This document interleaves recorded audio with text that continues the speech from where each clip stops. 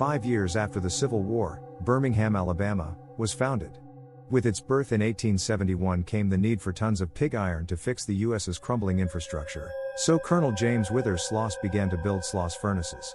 A year later, the company opened its doors to hundreds of employees, according to its official website. Jobs on blast furnaces were advanced but also dangerous, and many workers started falling to their deaths in the furnaces. By the early 1900s, conditions had worsened with a cruel foreman, James Slag Wormwood, who took dangerous risks to increase production, according to Reader's Digest. During his tenure at SLOSS, nearly 50 employees died on site, and many others were involved in terrible accidents. Allegedly, his workers threw him into the furnace in retaliation in 1906. Today you can still walk the grounds of SLOSS furnaces, if you dare. You may even hear Slag's voice yelling, "Get back to work," and witness other paranormal experiences. Since its opening in 1884, the Dakota apartment building has been home to many rich and famous residents of New York City. Among them were John Lennon and Yoko Ono, who moved in 1973. John was also assassinated outside the building in 1980. Before that fateful day on December 8, John used to always tell Yoko he'll see a crying lady ghost walking the halls, and afterward Yoko, who still resides there, claimed she saw John's ghost sitting at his piano and that he said to her, "Don't be afraid. I am still with you." If you're a scary movie lover, you might actually know about the Bell Witch. The films An American Haunting and The Blair Witch Project are both based on the story. Way back in the early 1800s, a man named John Bell moved his family to an area in Tennessee called Red River, which is now known as Adams, Tennessee. After they had settled in the new home, some peculiar things started happening. The Bell family began hearing some bizarre noises, including dogs barking, chains rattling, rats chewing, and a woman whispering. Soon, that woman became known as the Bell Witch, and many people believe she's the ghost of a former neighbor of the Bells, Kate Batts. Batts and the Bells had a dispute over land, and she had sworn vengeance on the Bell family before she died. Later on, the Bells died from poisoning, and it's rumored to be the work of the Bell Witch. Spend the night in the haunted Crescent Hotel in Eureka Springs, Arkansas, which opened in 1886. During construction, a worker named Michael was killed, and his ghost reportedly still haunts room 218. The hotel came under the ownership of known medical fraud Norman Baker in 1937, who fancied himself a doctor. He turned the hotel into the Baker Cancer Hospital, claiming to have the cure for the disease. He did not, obviously.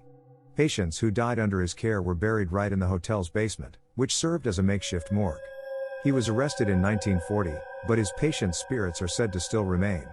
Because the hotel is still open, guests often say they see apparitions and hear noises during their stays. Sci-Fi's Ghost Hunters even has footage of something moving in the basement.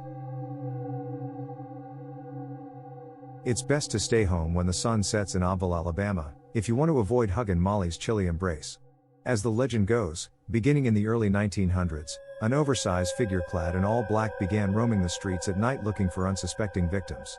Once she fixates on someone, she hugs the person and screams loudly into their ears. Many people have recounted stories of being chased by what they believe was Huggin Molly.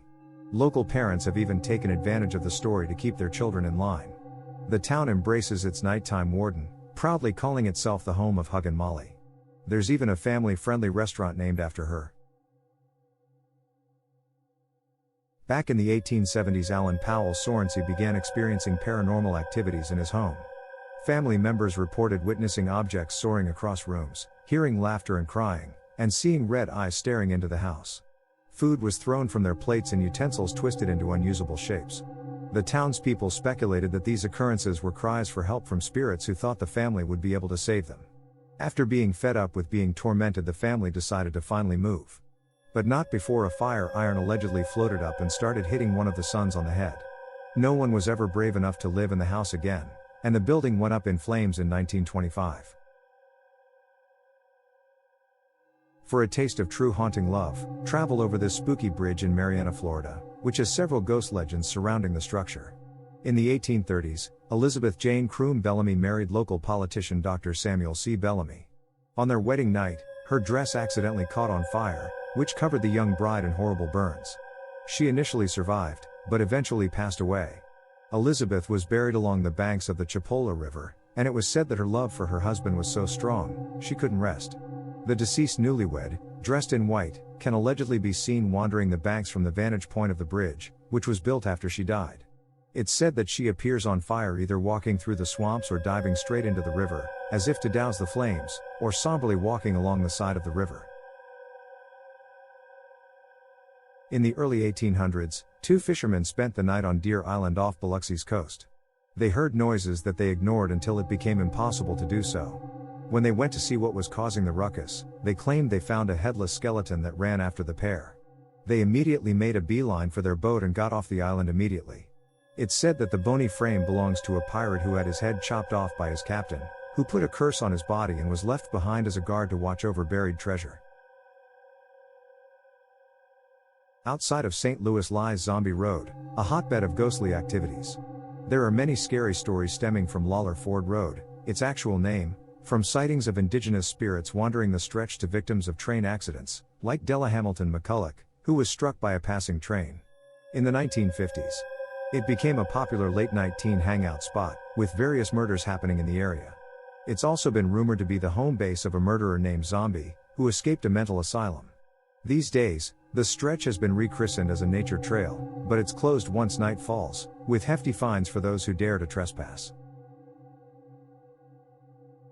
This one's a regular murder mystery turned ghost story, according to Atlas Obscura.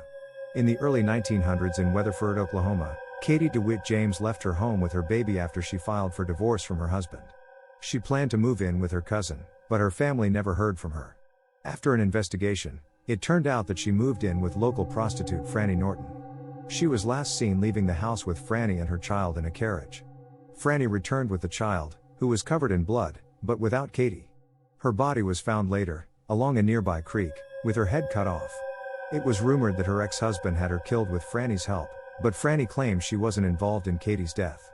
But on the day she was supposed to be questioned by the police, she poisoned herself. Katie's still around though.